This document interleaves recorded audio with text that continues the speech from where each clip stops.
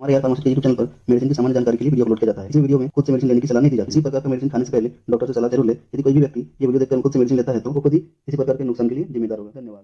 Hello दोस्तों, आज इस वीडियो में बात करेंगे एस्कोरिल एलएस सिरप के बारे में, इसके यूज़ और इसे कब, कैसे और कितना मात्रा में इसका डोज लेना होता है। पूरी डिटेल बताने वाला हूँ इस वीडियो के अंदर। तो दोस्तों, वीडियो को थोड़ा सा भी स्किप ना करें, एंड तक ज़रूर देखें ताकि पूरी जानकारी आपको मिल सके। हेलो दोस्तों, मैं हूँ DRS राहत और स्वागत है आपका अपना AR फार्मासिस्ट के यूट्यूब चैनल पे। अगर आप मेरे चैनल पे पहली बार आए हो तो वीडियो को लाइक एंड चैनल को सब्सक्राइब करना ना भूलें। तो चलिए फिर वीडियो को स्टार्ट करते हैं।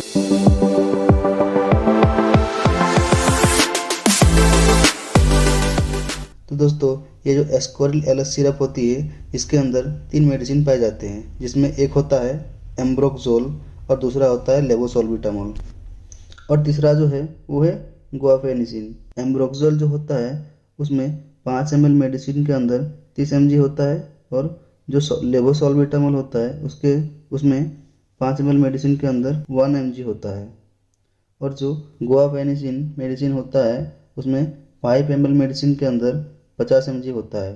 एम्ब्रोक्सोल का मतलब होता है मिकोलाइटिक। मिकोलाइटिक का मतलब होता है हमारे अंदर जो बलगम वाली खांसी होती है उसको पतला करने में यह मदद करता है। लेवोसोल्बिटामोल का काम होता है क्लियर एयरवे, यानी जब हमें सांस लेने में प्रॉब्लम होती है तो यह उनको क्लियर करता है, जिसमें हमें सांस लेने में दिक्कत नहीं होती है। और जो गुआफेनिसिन है उसका यूज़ कफ तथा बलगम वाली खांसी के अंदर किया जाता है। आपको इसका यूज़ बिना बलगम वाली खांसी के अंदर नहीं करना चाहिए। बात करें इसके डोज की, तो जो डोज है वो 2 से लेकर 5 साल की उम्र के बच्चों के लिए उसको 2.5 ml दिन में सुबह शाम 2 टाइम दे सकते हैं और ज़्यादा ज़रूरत पड़ने पर इसे 3 टाइम भी दे सकते हैं। और जो 5 साल के ज़्यादा उम्र के बच्चे होते हैं उनको 5 ml दिन में सुबह शाम 2 टाइम लेने की सलाह दी जाती है और ज़रूरत पड़ने पर इसे 3 टाइम लेने की भी सलाह दी जाती है डॉक्टर के द्वारा। दोस्तों, मैं आशा करता हूँ आपको ये जानकारी हेल्पफुल हुई होगी।